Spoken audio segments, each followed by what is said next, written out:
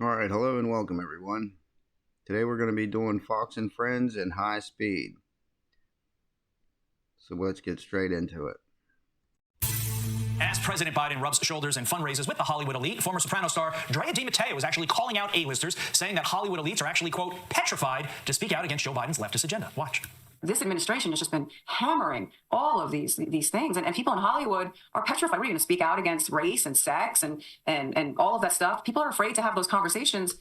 It shouldn't be. People should be able to speak the truth and not have to worry about what the president's going to do to attack them. Because first of all, you never win with a liberal. You're just never going to win.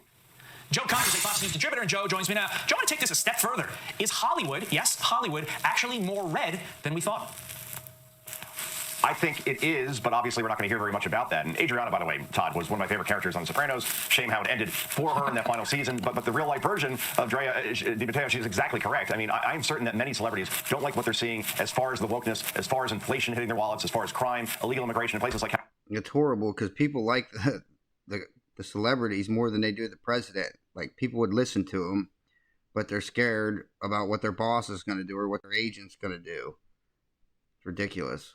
California or New York. And they know if they speak out, Todd, in any way, shape, or form, they will be ostracized. They will not work again. You look at a Cal Berkeley poll that came out recently. It shows that among Californians, more disapprove of Joe Biden than those who approve. Yeah. The same goes for New York by 10 points. These are the deepest blue states in the country, right? And perhaps that's why we're seeing polls like the one we saw over the CNN over the weekend that you talked about earlier, where Donald Trump is beating Joe Biden by 9 points nationally. This is something that penetrates all areas of our culture at this point. And I would just make a point. If Drea could sit down with her former co-star, who's her husband on the show Sopranos, maybe she could have a conversation with him, because he has seemed to have gone very, very extra far left. Speaking of celebs, speaking of TV media...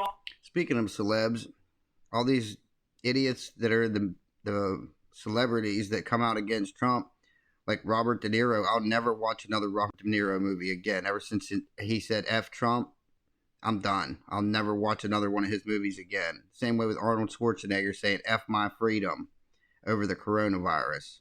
Never watch another Arnold Schwarzenegger movie again. That's how you shut these idiots down. You quit paying them. All that good stuff. A lot of people gathered there in D.C. for the White House Correspondents Association dinner. President Biden making some jokes about his age. Listen. It's been a year since I delivered this speech, and my wife Jill was with me tonight, was worried how I do. I told her, don't worry, just like riding the bike. That's what I'm worried about. Of course. He's sweating like a pig. I bet they gave him some cocaine he got some cocaine from Hunter, allegedly. The New York Times issued a statement blasting me for, quote, active and effectively avoiding independent journalists. Hey, if that's what it takes to get the New York Times to say I'm active and effective, I'm for it. Joe, you watch this whole thing. What's your grade for the president? I love how you see everybody laughing and clapping in the audience, all those journalists and some celebrities when he mocks the New York Times.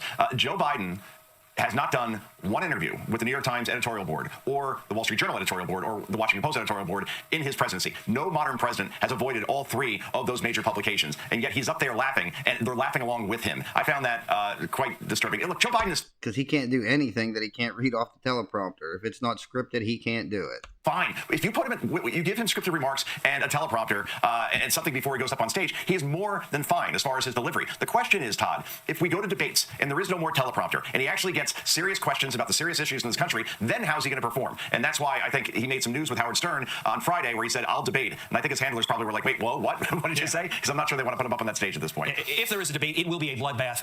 Joe Biden will be at the bad end of that. And speaking of the word bloodbath, Joe referenced that again out of context against Trump. It was one of those moments that everybody in the audience knew that Joe was wrong, but they had to clap anyway, to your point, because they all have to suck up to the president. The host of the night was SNL comedian Colin Jost. Of course, he had plenty of Trump jokes as well. Listen. Before I begin tonight, can we just acknowledge how refreshing it is to see a president of the United States at an event that doesn't begin with a bailiff saying all rise? A Republican candidate for president owes $500 million in fines for bank fraud and is currently spending his days farting himself awake during a porn star hush money trial, and the race is tied? The race is tied. All they can say is about him in court. That's it. Joe Biden's campaign is politically persecuting Trump, and then this guy, he has nothing. He can't say anything bad about Trump or his politics because everything's about the court case. What a joke.